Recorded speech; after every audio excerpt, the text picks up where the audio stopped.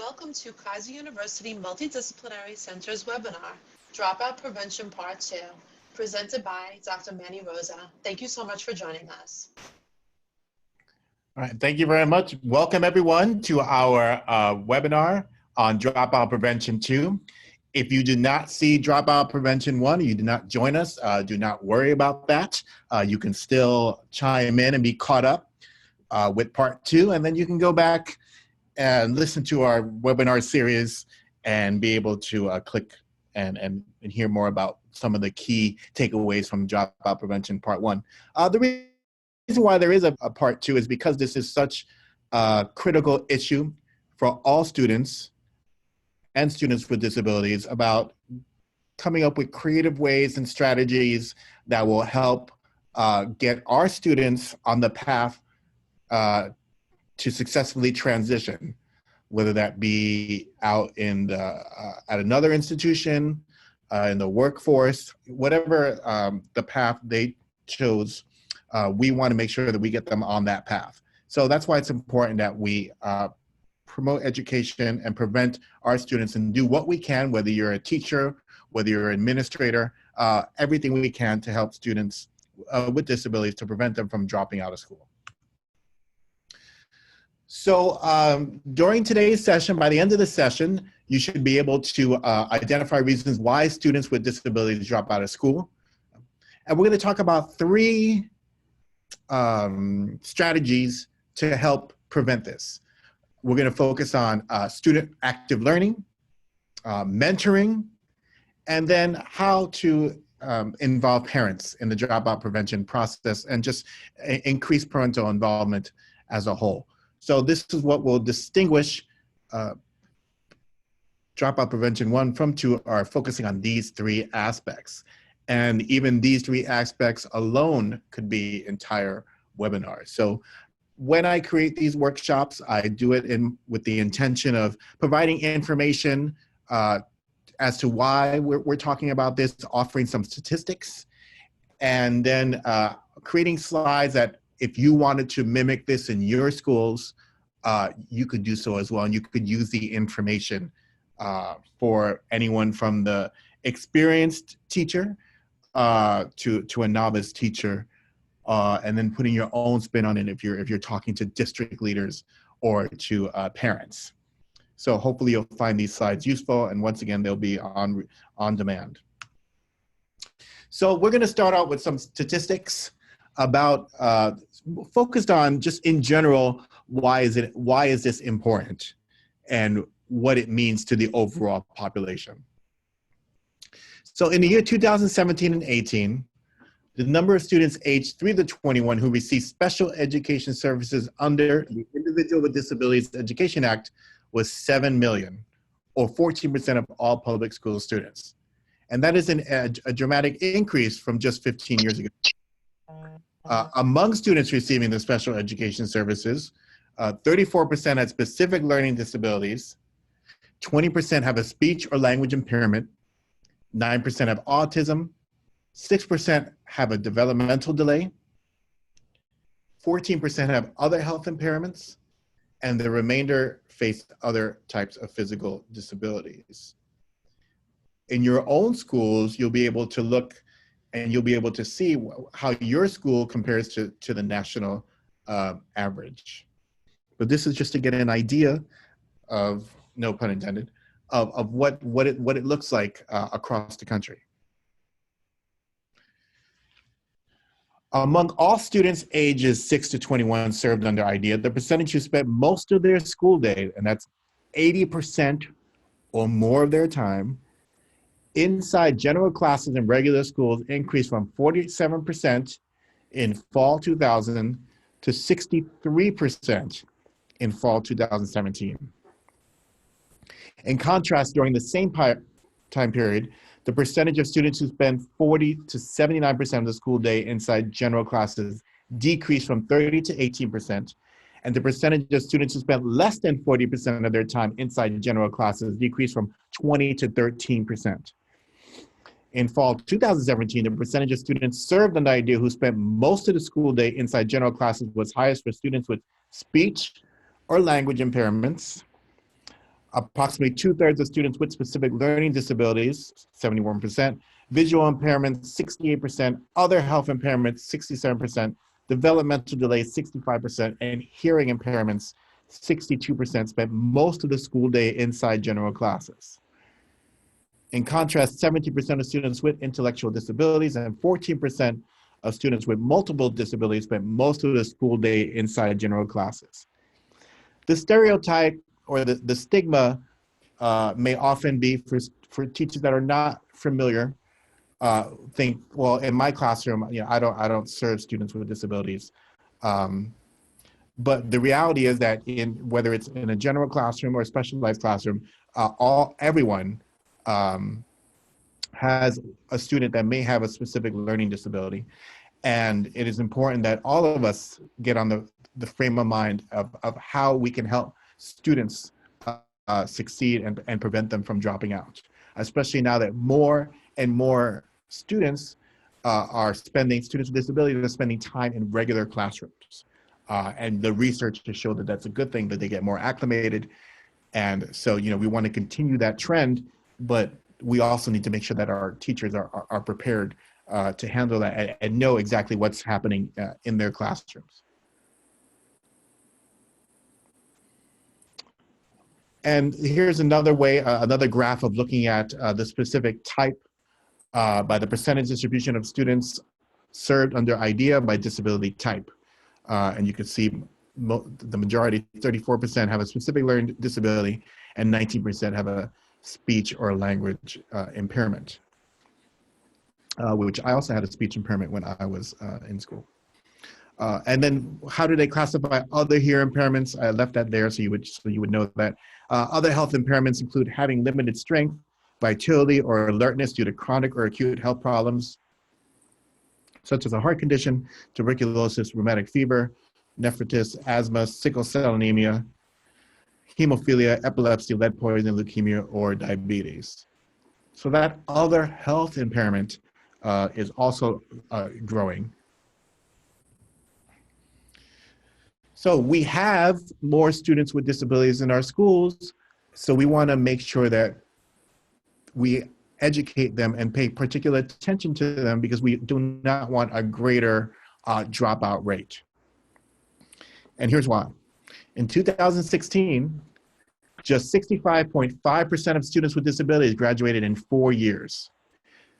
When you compare that to the general population, that's more than 20 points behind students in the general population. 30 states graduated fewer than 70% of their special education students, and 3 states, Nevada, Mississippi, and Louisiana, all have graduation rate for special education students under 50%. You'll need to go back to your district and see how your district compares to the national average. But as you can see, this is an alarming statistic, especially if you lived in Nevada, Mississippi, or Louisiana. The national graduation gap between students with disabilities and their peers in the general population remains at 21.1 percentage points. A recent Office of Civil Rights data showed students with disabilities also face stark overrepresentation in suspensions, expulsions, restraint, and seclusion, harassment and bullying incidents, and law enforcement referrals and school-related arrests.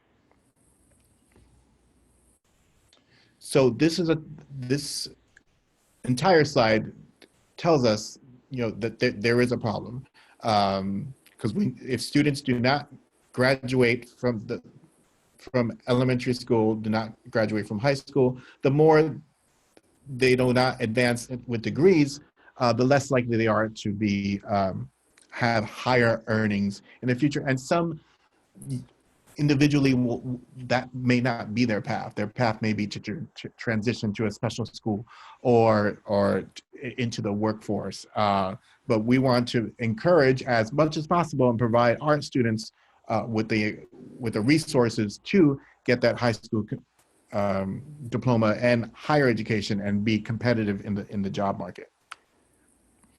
So what are some challenges for students with disabilities? I'm sure if you're watching this, you deal with this often, but And I encourage you to take a look inside your classrooms and what do you see. But most commonly, students with disabilities may feel some social isolation because of the nature of the disability, because they're different, and some physical exclusion on the playground or inside the classroom because of that difference. They're more at risk of abuse, especially through social media. May have poor developmental outcomes depending on their disability and the stage of their disability. May be less equipped with social, emotional, and cognitive resources, whether it be in dealing with their fellow peers, dealing with teachers, dealing with adults in general. And because of all this, they're at a greater risk of living below the poverty line. As I alluded to earlier, especially if they drop out of high school, not having that high school diploma could put them at a risk long-term. And then may encounter negative attitudes, lack of resources, and inaccessible environments.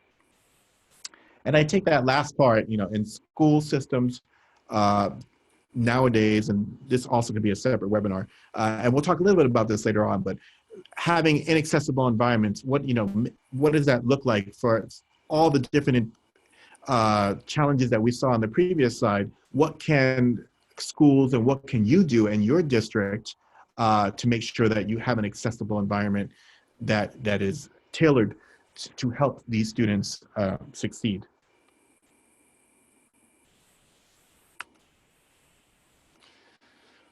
So there are long-term effects to students dropping out that go far beyond not having the degree. And here are 3 statistics that shed light on why a workshop such as this is important.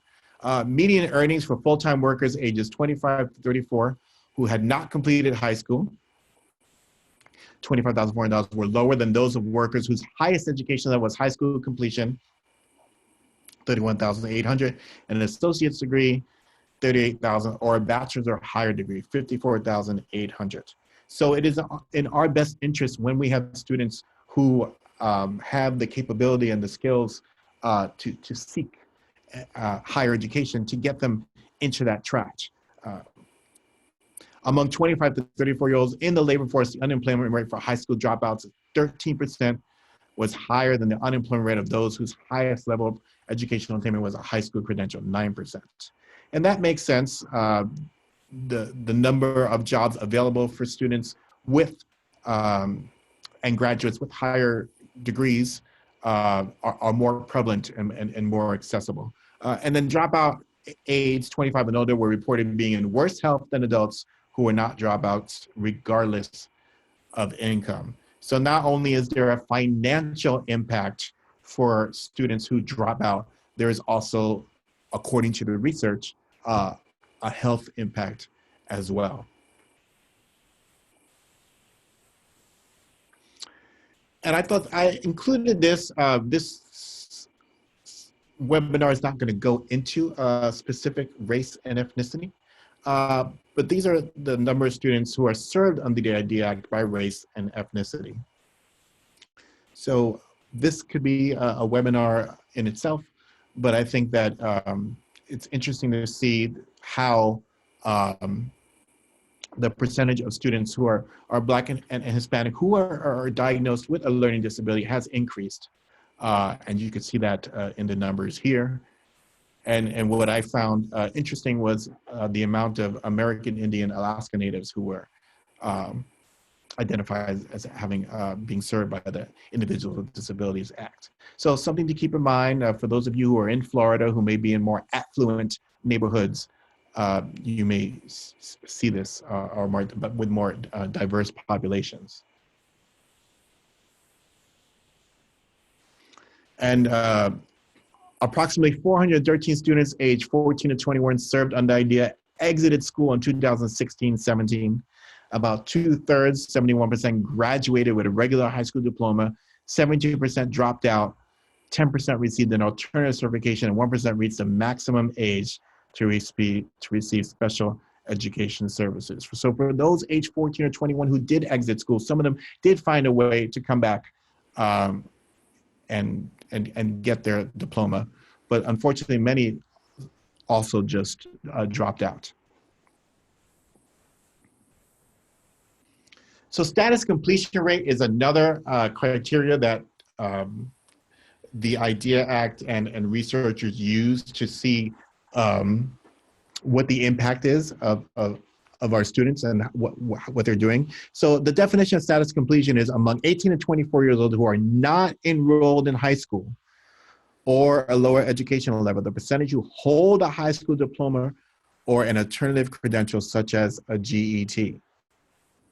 So this is students who have obviously have dropped out and then went somewhere else to get an alternative certificate. So of the 28 million 18 to 24s who are not enrolled in high school, 26%, 26.1 million, 92.9% held a high school diploma or an alternative credential. However, when you look at the students with disabilities, in 2016, the status completion rate was lower than that of their peers without disability. So even when students drop out, some of them are managing to get the alternative credential, like a GED, but the chances of students with disabilities receiving that is lower. This is why it's important we keep them in school to begin with and provide those resources. So what are some general risk factors? And this is a review from our Dropout Prevention Part 1 webinar, which is available on demand. Some risk factors are if they were already retained in grade, that's a risk factor for someone who may be thinking about dropping out. High absenteeism, students that are not in school are not getting that learning or that one-on-one time or even group time with the teacher and students. Failing grades, poor standardized test scores, and that would be in the state of Florida for those FSA scores. School climate, making sure the school is clean. Believe it or not, the physical environment does lead to students wanting to be in school or not wanting to be in school. Administrative experience, there are studies that show that the administrators who are dressed and have a professional interaction with the students, those that don't, those schools have students that are likely to drop out. Family involvement, and we're going to talk more about that. Parents' education, the higher the parents have achieved from an education standpoint, the more likely they are to also want their children to follow in their footsteps and also have a basic understanding of education. Student to teacher ratio, if you have a high student to teacher ratio, that's a risk factor. And then student engagement and involvement. For those high schools that have clubs, the more that you have where students can engage, whether it be sports, clubs, the lower the risk of students being able to drop out. So active learning is one component we're going to talk about today. And I'm sure many of you already practice active learning without realizing it or just not putting that term together, active learning, or maybe some of you have. Active learning is defined as any instructional method that engages students in the learning process. Active learning requires students to do meaningful learning activities and think about what they are doing. While this definition could include traditional activities such as homework, in practice, active learning refers to activities that are introduced into the classroom. The core elements of active learning are student activity and engagement in the learning process.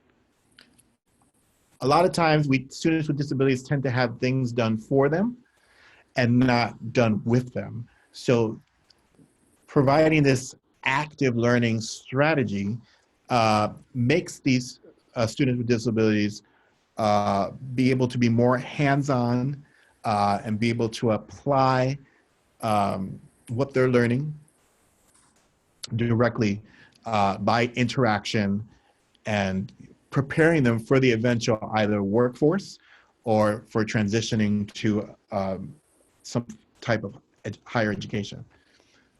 Individuals with multiple disabilities are at great risk from developing reliance on others to interact with the world around them. They learn to be a passive rather than active participant, waiting for adults to provide activity rather than seeking it out on their own. Children and adults with special needs often develop stereotypical or aggressive behaviors in order to communicate with others or cope within the environments in which they are placed. Active learning recognizes that every child and adult with special needs is unique. And this is true for students with disabilities or other students in the classroom as well. But getting those students to interact and to transition is the ultimate goal. So here are some examples of active learning that teachers can implement or share with parents to help promote this strategy. First, there's of course class discussion, and knowing where your students with disability, what their comfort level is, would be how you would approach involving them in the class discussion. And that's why looking at the IEPs and making sure that you understand the history of the student and what the student has asked for. Small group discussions, if you have a class of 20, perhaps breaking the students down into groups of 5. Doing think, pair, share activities, and that's pairing students in groups of 2 or 3. First you have them think about some type of activity or assignment or math strategy. Then you pair them up so that they can share. You can do this in 2 ways. You can have high performing students pair up together, or you can have a higher performing and a lower performing student pair up, and then be able to for them to be able to learn from each other and create that bond and potential mentorship that we'll talk about later. Short written exercise, these are called 1-minute papers. For those that cannot express themselves in writing, they can draw pictures, or you can have this verbally share just what they learned, or after you have taught them a lesson. Having them ask questions is another example of question of active learning. So having these students create questions that either they think are going to be on the test, or that they think are going to be answered, or what they want to find out. And this also teaches students with disabilities that it's okay to ask questions, and the art of asking questions. Turning lessons into songs. There are students, as we know, that just are in our classrooms and just will break out into song at any given moment. And so turning that energy into educational purpose. So if you have those students that are more artistic inclined, turning it into a song or a picture. Putting activities on a menu. If you go to a restaurant, you have a dessert, an entree, an appetizer. Well, giving students the choices of what they want to learn in a menu format makes the students more excited. It gives them more ownership, and it gives them a selection.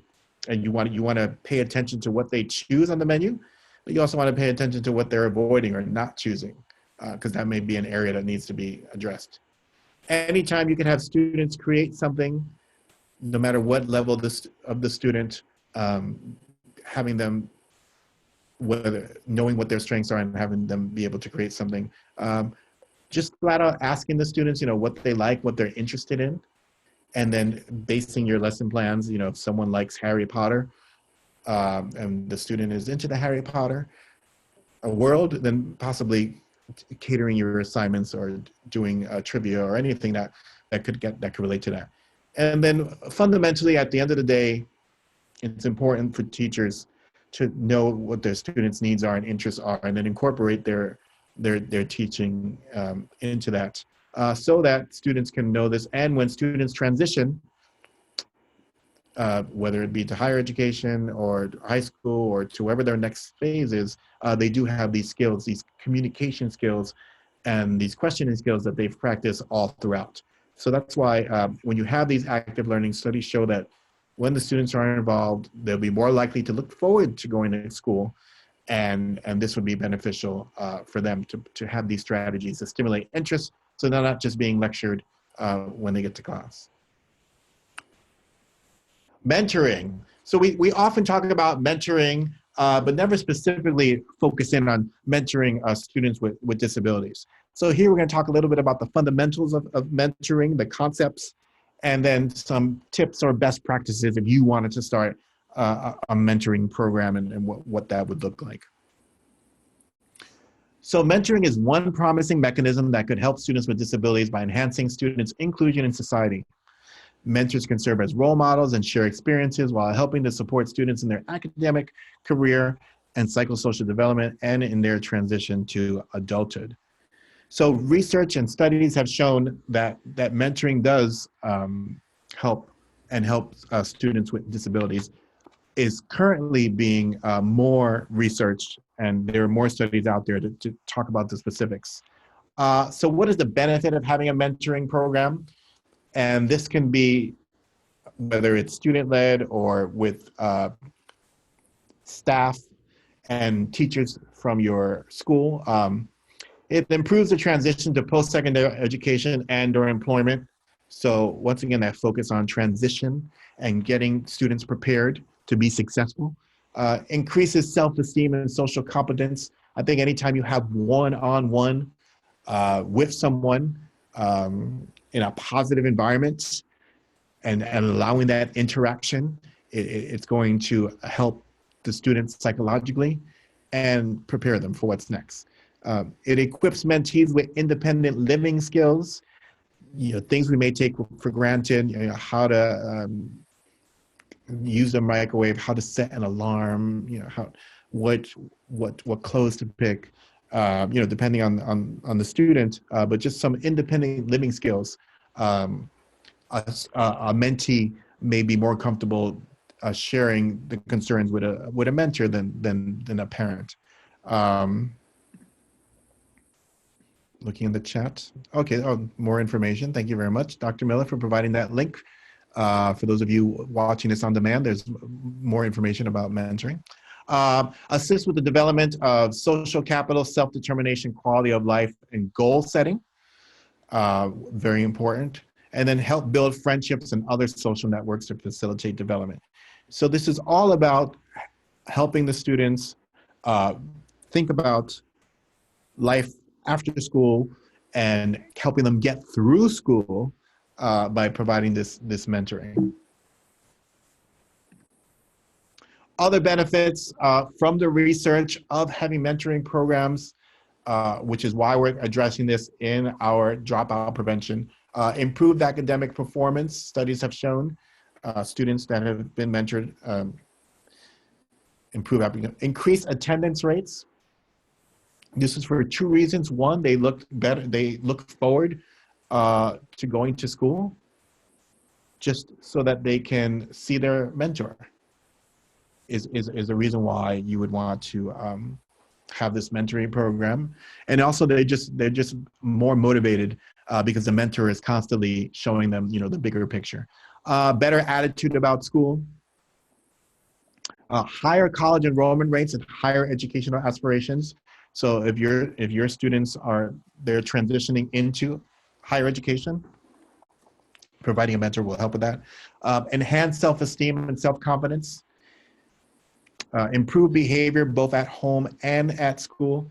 A lot of our students just need to release, need to talk, have an outlet, and if that mentor could be that outlet, then we're going to see that behavior improvement both at home and at school. Stronger relationships with parents, teachers, and peers. Improved interpersonal skills.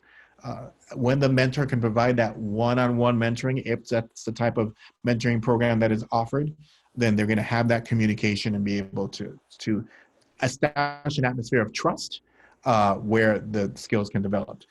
First-hand exposure to the workplace. There are some mentors that will be mentoring not only in school, but also at the workplace and exposing those students to the workplace. Increase career awareness and ability to make vocational and educational choices. Students after high school, maybe higher education is not in their landscape. And so it could be a vocational trap, but the mentor can assist with that. Decrease the likelihood of dropping out of school and decrease the likelihood of initiating drug and alcohol use. So the research, as you can see, shows the benefits of mentoring programs. And if providing a mentor will help our students stay in school, then it's something that we should consider creating or enhancing or providing the right professional development for. So there are different mentoring models that are out there. Here are 4. that I'll quickly discuss. First, there's a naturally occurring mentoring, and that could be if a teacher or a staff member at a school just happens to connect with a student, and they just form a mentoring relationship where the student is looks at that person who a mentor. It could be a current teacher, but most often it's someone who's not even in the student's day-to-day realm, and they just form this connection. One-on-one mentoring, this is more intentional, where you have a student assigned to a mentor, and they have their mentoring on a one-on-one basis. You know, the frequency and length is up to the mentor or the model, but they do have that one-on-one. There's group-based mentoring. Maybe you're in a small school and there's not a lot of capacity. So you may want to consider doing group-based mentoring, and that is one mentor has a group of students that they consider mentoring, and they're able to facilitate those meetings and also get the group to be cohesive and form a team with the mentor being the common person. But that helps to form relationships. And then a new strategy that is currently being implemented and researched is e-mentoring. And that is having, similar to maybe like a workshop like this, having students log in and having virtual mentoring. So if there is need, or if your students are computer savvy and you don't have that luxury of having that many mentors, you may want to consider having a program where maybe Mondays from 7 to 10, every day of the week from 7 to 10, you have a different person in there who could provide some mentoring. I just need to make sure it's consistent and steady. But e-mentoring is something I think that'll be the wave of the future. So something you may want to consider doing it. If you don't have any mentoring program at all, consider e-mentoring. So here are some challenges the mentors may face. So if you're considering starting a mentor program to help students, prevent students from dropping out, here are some challenges you will have to help the mentors overcome. Realistically, we're all human beings, so it could be difficult to engage students and develop a rapport. Not every mentor or mentee is going to click right away. So there may be some communication issues.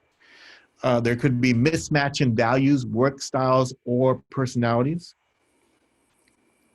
Building trust and reducing feelings of alienation if the mentor hasn't been trained to do that, or doesn't have that natural instinct, they may not be appropriate. Being sort of like an overprotective parent, and not really a mentor, but someone who's more maybe overstepping their boundaries by taking a parental role. It's very important you distinguish between the parental role and the mentor role. And then just lack of mentor training. A lot of times schools will have this idea to create a mentoring program. They'll just ask for volunteers and they'll pair people up, which is it's natural instinct to think and to go that route. But you really want to make sure that you put as much energy into the mentors that you do into the mentees. So here are some expectations I would, if you're starting out the program from scratch, here's some expectations I would suggest that you can give to mentees and mentors to make the program effective and to have that benefits of keeping them in school and focused. Mentors should commit to sticking with mentees through ups and downs, especially given the student-mentee relationship. Want to make sure that there are going to be good days and there are going to be bad days for our students with disabilities. And that the mentors should be in it for the long haul. To be patient, attend meetings, and be in it for the long haul. These students are typically more sensitive, and we want to make sure that we don't that we keep that in mind. A missed meeting could be typical for the mentor, but for the mentee who's looking for it, that's their only source of motivation. It's going to be devastating to miss a meeting. Learn about the mentee's disability and the impact it has on their life in pursuit of goals.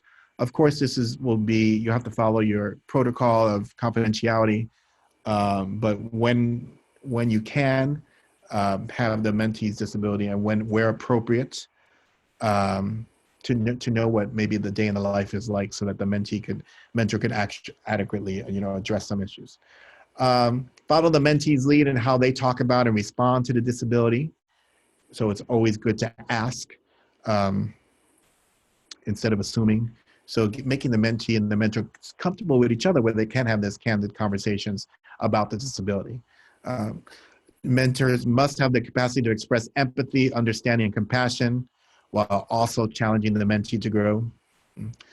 Should talk about their own journey, even if the mentor does not have a disability, but talking about their journey and their struggles just can help the mentee be more related, the mentor be more relatable.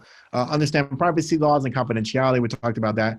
And then the importance of safety issues. If you're having a mentoring program, whether it's at site at your school, or you may have socials off campus, really understanding the different types of disabilities that we talked about earlier, and then what safety issues may occur from that.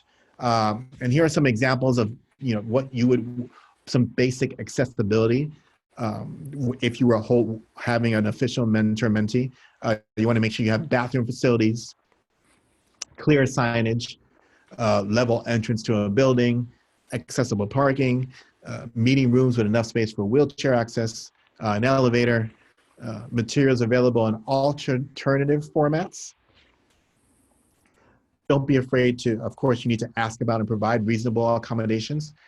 And then possibly identify a low stimulus area within the site that can be used as a space to cool down if youth need a break. So this could be overwhelming at times. If you're having a mentoring program off-site or in a building that's not your school. So having an area, a safe zone, if you will, where students can cool down if you need a break. I'm confident most of your schools are accessible and have these considerations in mind, but think about if you're doing something off-site, making sure these are accessible. Some best practices, there's not a one-size-fits-all approach. Mentoring programs should be designed specifically for the youth and the type of disability that they are targeting. You want to consider the age and ability level of the participants, and that includes both the mentors and the mentees. Ensure meetings and events are held in accessible locations. Focus on periods of transition, especially if you have students that are not performing well, don't think they're going to make it to the next grade. Having that intervention before it gets to that point will help and prevent students from dropping out and make your successful mentoring program successful. Involve mentees in the decision making, and that's including who they are matched with. And that's, of course, if you have the luxury of having as many mentors for mentees. And practicing self-advocacy skills with a mentor can help prepare youth with disabilities for situations where they need to push back against authority or protect their rights. It can also build self-confidence and feelings of self-worth. So this practice for the real world and practice for how they're going to interact in the classroom is going to keep them in the classroom because they're going to be more confident. So I highly recommend a mentoring program. Here's an example of a peer mentoring program for you to look at. So we'll just watch this quick video. The peer tutoring program is a program where the gen ed high school students come in and they work with community-based students that may have higher needs and work in academic, functional, independent, and game activities to socialize and just have a good time in a learning environment. I really didn't know a lot about peer tutoring. It was a little different. I hadn't done anything like this before, but after a couple of weeks, the kids were really nice, and I kind of opened up a lot more to them, and it was very enjoyable. I think they feel more comfortable seeing someone their own age or someone they can talk to really easily. I started peer tutoring in my sophomore year, and I loved it, so I've been doing it ever since, and I plan on doing it next year. This trimester, I go to lunch with the students and I just kind of hang out and see who needs help. Like Richie, sometimes I help feed him and walk through the lines with the kids and make sure they get the right amount of sides and stuff like that. You know, these are people that we'd like you to become friends with and become a peer to, assist with, you know, the functional games, you know, playing a game, reading, writing, any activity that we would teach them, we try to get them involved in helping as well. The goal is for them to become as independent as possible in their life. We've got students that are volunteering out at the food bank and Papa John's. So we'll start like within the classroom, like learning a skill in the classroom and then generalizing that out to wherever. There you go. Peer tutors are an extension of me when they come into the class because I give the demonstrations, but the students are pretty much expected to do the same assignments or a modified version of. And depending on the students' level, sometimes I have those kids excel and the other kids are looking at them going, wow. So it just depends on their talent. In all of my classes, the students are able to get a product out of it. I've got somebody in printmaking right now that printed a t-shirt. So proud of it. So, and had she not had help, I couldn't have got her through that because of me running around with everybody else. I enjoy the teaching aspect of it. I enjoy helping these kids learn. Yeah, kind of have to explain the question a little bit more elaborate than like when working with them, you have to explain the question to them, and then especially for math, something that could help is like using your fingers to count with them. And speak very calmly to them, because if you're calm, then they're calm. You have to take things a lot slower and take it one step at a time. Sometimes you'll skip a step, like in addition or certain things like that, carrying the one, something like that. You really have to take step by step and let them understand why you're doing it. We started working together this year, at the beginning of the year.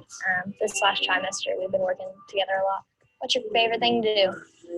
If you could play one game, what would you play? Pictionary. Pictionary? Yeah. That's your favorite? Yeah. We play things like Pictionary, where we'll draw the picture and then have them guess. And sometimes we have a little setup where he can set the whiteboard and he'll try and draw something, and then we'll guess and stuff like that. So. I think a lot of times people don't think about our students as like they could be a friend. I don't think that's something that people think about until they get in here and get to know everyone. So anyway, this case, there was the peer tutor came and really hit it off with one of our female students, and I mean, she goes and hangs out with her, and they, you know, her mom, you know, she is one that does need some more assistance and all that, but they go and visit and have like watch movies, and they go out to the mall together, you know, with the parent there just for safety and all that. But it was really cool to see that.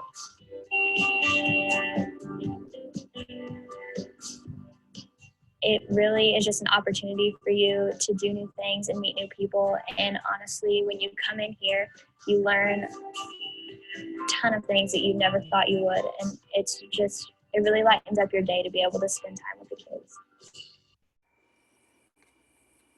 All right, so that was one example of, and I'm going to get my PowerPoint back up, of a peer mentoring / tutoring program. And as you can see, the benefits to the mentees, but you can also see the benefits to the student. Of course, this is just one example. This is their experience with their individual employee, with their individual student. So all these are going to be different. But I think this is a good video that you can share that shows the benefits of just having that peer mentoring / tutoring. So finally, we're going to talk about the role of the parent in the last couple of minutes of this session. So parents may underestimate their importance to the IEP team. So increasing parental involvement is extremely important, and getting the parents involved. Studies do show that parents who have students with disabilities are more active and more hands-on, so that's a good sign. So now we're trying to get them involved in the whole process, so that way this would reduce the chances of students with disabilities dropping out, because we have the parents involved every step of the way, and it's a joint team effort. So here are some strategies for that. So the role of the parent. Parents may underestimate their importance to the IEP team. They provide information on the child's strengths and weaknesses at home, background information on the child's history and development, and information on any family factors that may affect the child's learning. The more information you can gather as a teacher or as an administrator or working in the center, the more information you have, the better all of us can help the students. Parents and guardians know their children better than anyone else and have the most complete understanding of a child's physical, social, developmental, and family history. Parents have the opportunity to sit side by side with students, working through homework and other learning activities for extended periods. Parents need to be well versed in the laws of their district and state so that they can be sure school administrators are following the rules. And parents provide comprehensive insight for transition meetings. So we already know that it's important, but this just highlights the importance of why we need to get parents involved and why that will help reduce the amount of students that drop out. Also, if something's interfering with a child's ability to learn, such as a seating arrangement in class, a specialized diet, hypersensitivities, or even lack of sleep, the teacher and other school staff ought to be made aware of it. And that can only happen if there's a good rapport and the parents are involved, they feel comfortable and are supportive. So there are some reasons why parents may not participate. And I encourage you after this webinar to talk to some of your colleagues and pinpoint exactly why, if you can, why the parents at your school may be participating or may not be participating, and see what you can do about that, especially for the students with disabilities. But they could be in denial about their child's diagnosis and abilities, find it difficult to find time in their busy schedules to get involved. In order to work through these challenges, teachers must encourage collaboration according to each parent's individual abilities. Teachers can learn so much from every moment shared with a parent, whether it's a drop-off, pickup, an IEP meeting, or a parent-teacher conference. A lot of times we tend to think that there needs to be a formalized setting in order to learn and to discuss the students, but simple things like the drop-off and pickup, seeing how the student interacts with the parent or guardian or person picking them up, asking a question about the day, reminding them about the lunch, just the little simple observations can give you some insight into the parent dynamic, the parent involvement, and can help. But teachers have to be aware and willing to make that observation and ask those questions. So some ways, other ways that we can increase parental involvement.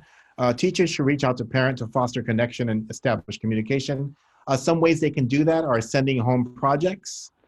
That way the parent can be involved or guardian and part of the student's academic performance. But you also have to be sensitive, and this is where you get to know your students, of those that may not have that support at home because the parent is not active in the child's life or spending too much time. That's another way to reduce dropout, by acknowledging that, the role of the parent, and then finding other resources to supplement that. Reaching out via phone, text, or email. Nowadays, people just in general are not picking up the phone and they prefer a text or an email. But if the email gets lost or if the email goes through junk mail, so you want to make sure whatever communication method you have, it's adequate and it's going to get to the person you're communicating with. Using an online communication notebook in which teachers and parents can write notes to each other. I thought that was the best strategy that can be helpful. Of course, following your own confidentiality and privacy policies, but having that notebook maybe could be as simple as a Google Doc or a SharePoint, where teachers can just enroll parents and they can drop into their individual students' page and write down any concerns or anything happening in the child's life that could be affecting their learning in the classroom. Encouraging collaboration according to each parent's individual abilities. You're gonna have to take the time to recognize and see what the parents are comfortable with and their abilities, and then making sure that we cater to those. Learning from every moment shared with a parent. We talked about that, drop off, pick up, IEP meeting, or a parent-teacher conference. Share prompting words, checklists, and behavior modification strategies. If all of us as educators put the students first and focus on getting the best ideas and the best strategies and combining that so the parent can use it in the classroom. And then there may be stuff the teacher picks up that can help the parents at home. So having that collaborative nature and building that relationship is going to give students that heads up and have them be successful in the classroom. There is another video. We do not have time to see it now, but we will, this PowerPoint, you do have it emailed to you. So I encourage you. This is a TED Talk, and it's a parent perspective of her interaction with the teacher and what they do for her students. And I thought it was very motivational. So on your own leisure, I encourage you to copy that link or take it from the PowerPoint that's shared with you and to watch it. So in conclusion, we talked about a lot because students dropping out is a major concern and it is growing. And we want to make sure that we provide our students with disabilities and all students the opportunity to be successful and to transition on a plan that's right for them. And we know that getting through middle school and getting through high school at the very least is something we are going to try and promote and provide those resources because of the short-term and long-term repercussions and consequences. So making sure we provide extra academic support and assistance when necessary. Those IEPs are important, but they're just one factor in addressing the student as a whole. Implement active learning strategies, getting those students excited about coming to school because they're going to do something hands-on, because they're going to get individualized attention. Is going to make them want to come to school. Developing school relationships and communicating with parents and family. And research has shown that maybe it's not the parent, it may be the grandparent that is more involved than the parent. I know that's the case in my home. So getting that, finding the right person that needs to be involved and developing those lanes so that we're all in it for the best interest of the student. Mentoring program.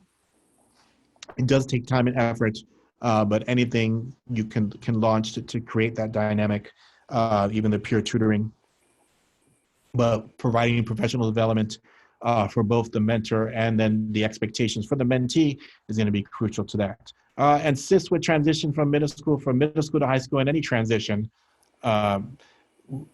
Things don't just happen automatically. Students wake up and they're in a new grade, but there's a lot behind that, or they're in a new school, or they're preparing for the vocational or the job workforce. So we want to make sure we do that.